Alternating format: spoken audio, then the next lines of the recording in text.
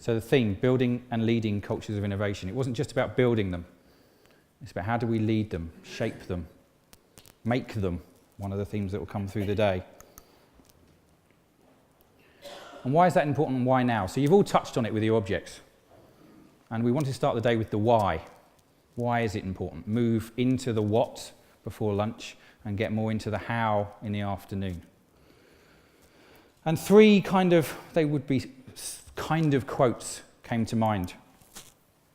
The thing I'm hearing a lot at the moment from our clients. Culture eats strategy for breakfast. However good your strategy is, and you can come up with strategies over and over again, often within days if you really want to. But if you don't shift the underlying patterns, the culture will just replicate them in the new strategy. And if your strategy is one of innovation and shaping the future, you need to shape your culture too. And the trick with culture is it doesn't change overnight. There's a time lag. So you need enormous foresight to continually to shape culture.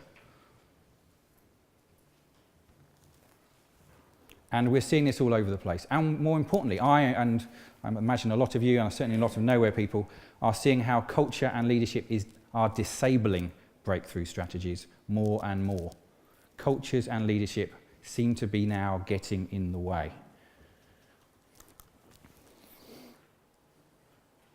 Let's not forget, this isn't just about business. This is also about education in its widest sense.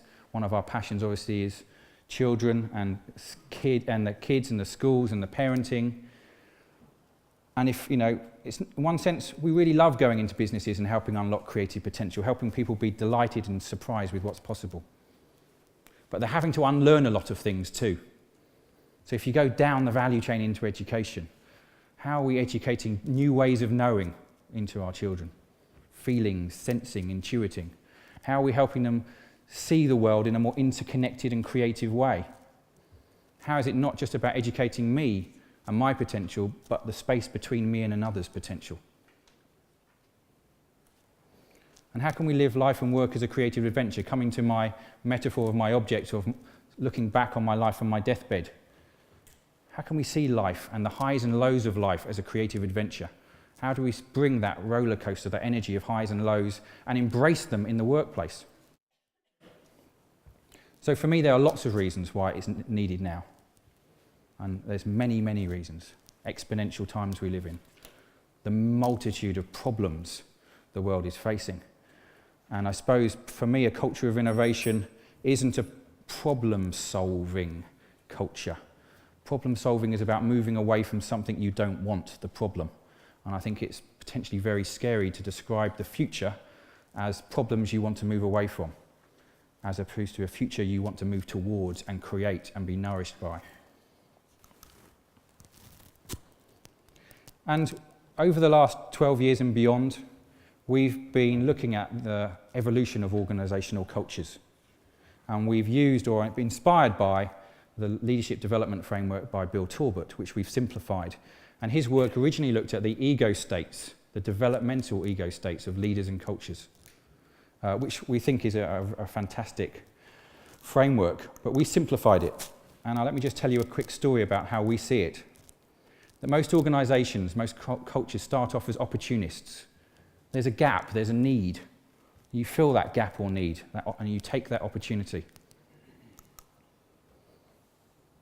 They then often move into an expert mode by learning more, developing their knowledge, and they use their knowledge as a way of driving competitive advantage.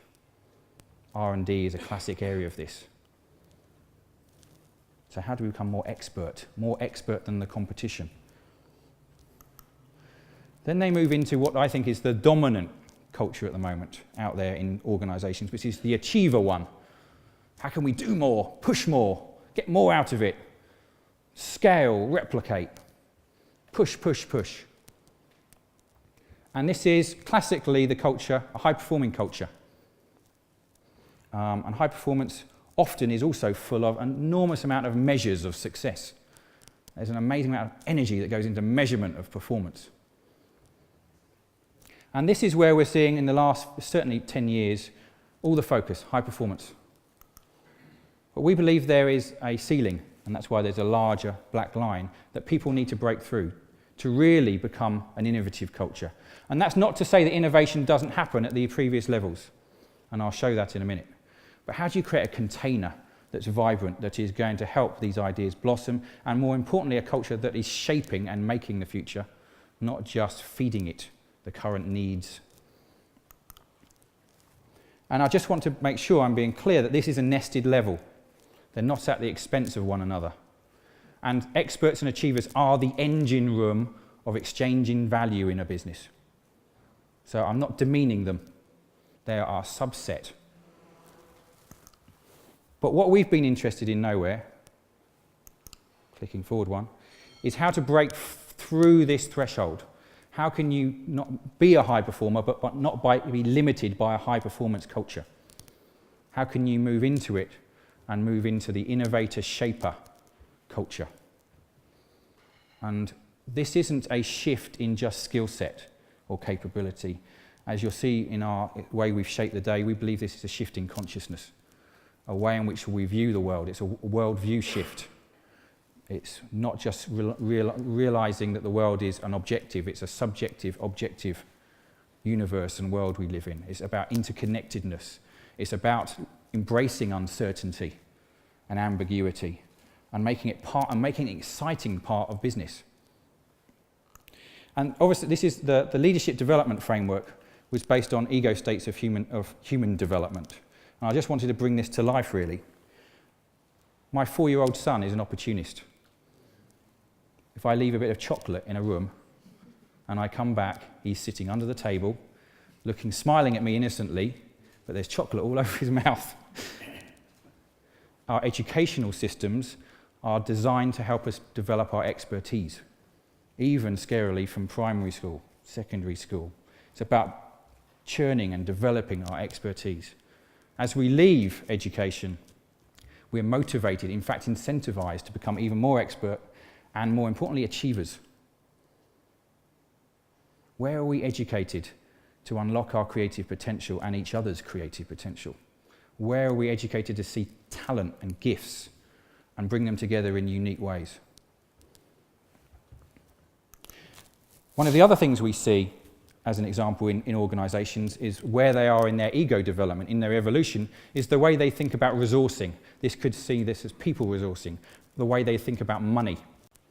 And at the earlier stages of opportunist, it's all about asset to protect. It's the classic thing we see. Are they in the mindset where it's all about asset and they're desperately wanting to protect it and hold on to it? As they evolve, it's more like money and resources power, and the energy is one of controlling. As they start to evolve and start to really want to express themselves more fully, they start to see it as a way of resourcing themselves to see talent and express it, and to leverage talent, scale talent. And at the higher ends, a different state of consciousness, they see money and resource as energy, a way of releasing their true potential.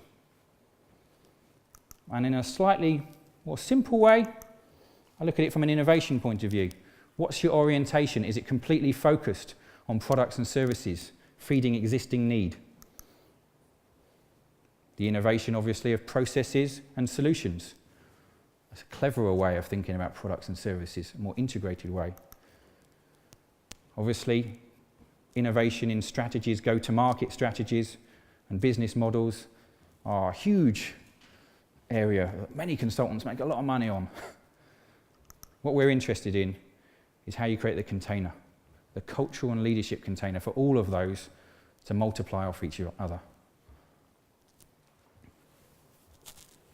So once again, this is nested levels, not saying that one's better than the other, but creating the container has that multiplier effect.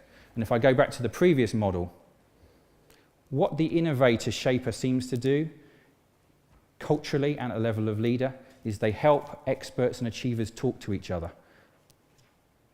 Experts and achievers come from different worldviews. Experts' loyalty is to their expertise, their vocation. Their passion is their science, for example, or the way they teach. Loyalty isn't necessarily to their organisation. An achiever is really wanting to prove themselves in their organisation. And if you get a manager who's an achiever trying to manage an expert, and you say, you need to innovate now, I'm going to give you a big goal to innovate, it doesn't help them innovate. It's just by giving them more deadlines and more challenges doesn't help innovation flow. Part of what an innovation culture does for us is it helps these two groups speak to each other, to help them come together in ways they never thought were possible. And what this type of culture seems to do is it seems to, I've talked about it a lot, ride the creative roller coaster, the highs and lows. It's about creating new insight and breakthrough, not about proving and analysing things. It's an insight. It has both rational and emotional movement, as opposed to what we're quite conditioned to do, which is flatline. As individuals, as teams, as communities, we often stay in the comfort zone. When it gets tricky or when it gets dangerous, we bring it back to the comfort. And leaders are very good at this because it hides their vulnerabilities. So what are the big questions? Organisations that are driven by culture and innovation are driven by the power of questions. What are we questing into that's really exciting us? I should be able to bump into anyone and I say, the question I'm working on is this. There's a hunger to moving into the unknown. So the question helps you move from the known into the unknown and makes this part of everyday life and work. And hopefully we're going to play with this today.